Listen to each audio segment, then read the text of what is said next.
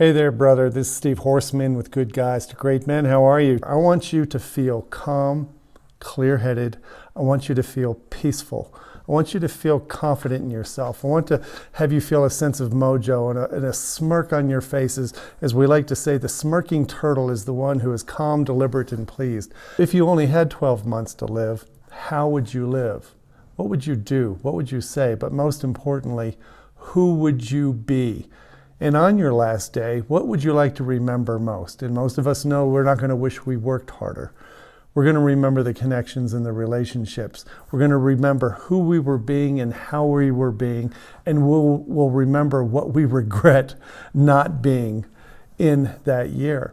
And so I want to help you with some ideas on how to do that and how Good Guys to Great Men thinks of manhood and how to have one of the best years you've ever had by beginning with the end in mind.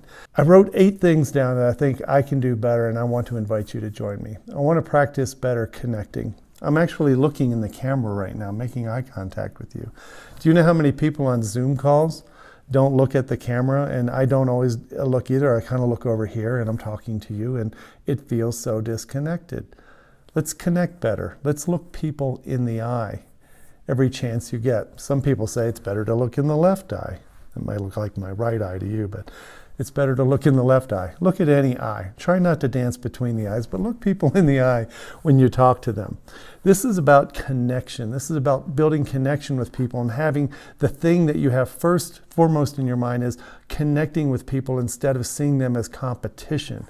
We're very competitive people and we tend to see things as win or lose. So when you want to connect, you can't be competing. You want to be making eye contact with people. Be the first one to initiate anything that you want. Don't complain about what's not happening or what somebody's not doing. If you want something, initiate it. If you want to go on a date, initiate it. If you want to have dinner with a friend, initiate it. If you want to hug, give a hug. If you want to kiss, give a kiss. If you want to feel relaxed and peaceful, then just initiate that for yourself. Own your own sense of peacefulness by initiating what it is you want for yourself.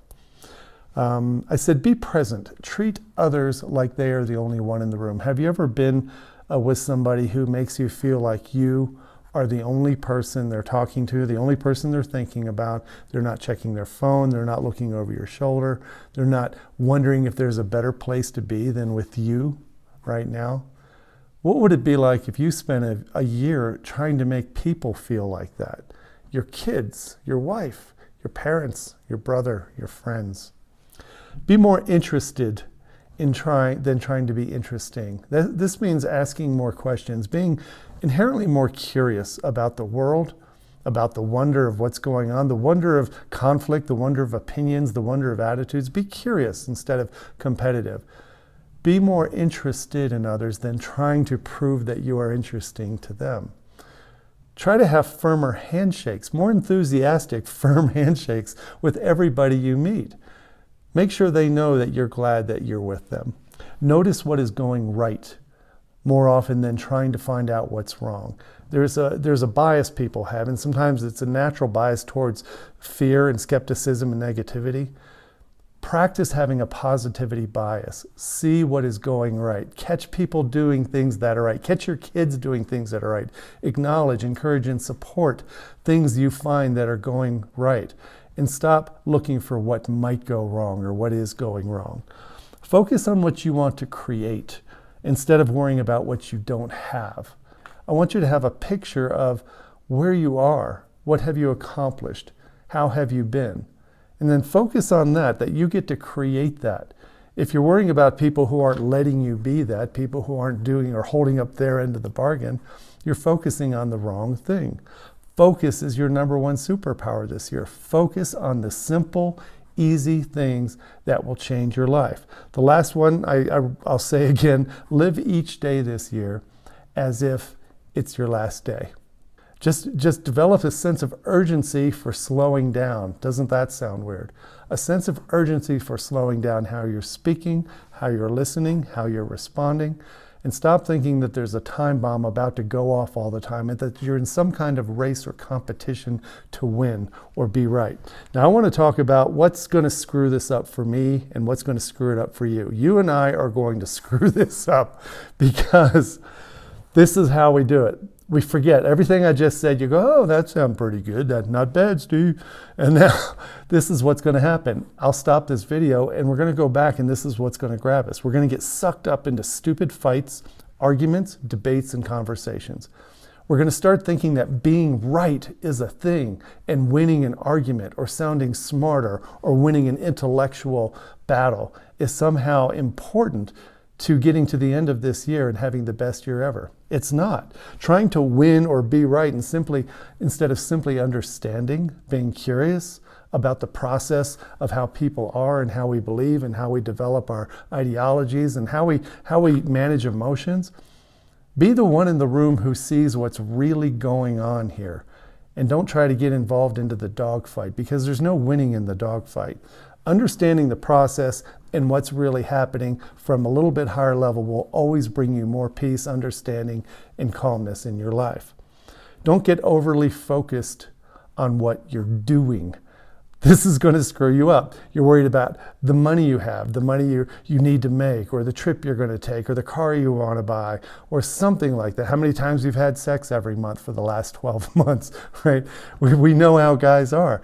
You think about doing, having, getting. That will screw up your year, because those things have to come from a place of being. Because if you're being a twit while you're doing and getting and having, you'll get to the end of the year and you'll still feel like crap. I guarantee it. Here's another way we're going to screw this up, you and me. We're going to see love, romance, and sex as limited resources. Or worse, we're going to see them as a competition. Love, romance, and sex. Those are important to men. We know that. We know what goes on inside your body. We know what goes inside your brain. We all know. We're all the same. We're all fighting the same battle. Love, romance, and sex is not a limited resource.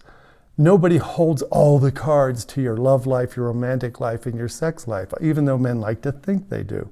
Women can't stand it when they think that men think they have all the cards for love, sex, and romance. Because two of those things are just spiritual things. Love and romance are spiritual ideas. Sex can be a physical act, but it's a result of who you are being. Sex happens after you understand that you can create love and romance with nobody's help whatsoever. Because love, sex, and romance are really a place you have to come from instead of a place to get to. Your old bad habits that you hate are going to triumph over the new habits you want. With me, that's true. Sometimes with exercise and eating, I've been really trying to change your eating habits. Old bad habits will triumph over the new habits you want to create. You have to be really mindful and focused every time you see yourself going down the rabbit hole of an old bad habit. And the last way you're going to screw this up in this year is because you're going to forget how much damn power you have. How much power you have in your desire and your focus and your intention to take small, consistent, tiny steps of action. Small, tiny steps of action toward a goal is like compound interest. You have so much power in your focus, your desire, and your intention to create what you want. As soon as you forget that and you start blaming the world or other people, you've lost the game, and that's how you're going to screw it up. So I'm going to wrap up the video by reading the first ones again. Let's go back to beginning with the end in mind. Connection instead of competition. Eye contact and nothing but enthusiastic, firm handshakes. Be the first one to initiate anything that you want to do or you want to have. Be present and treat others like they're the only ones in the room with you. Be more interested in others than trying to be interesting to them.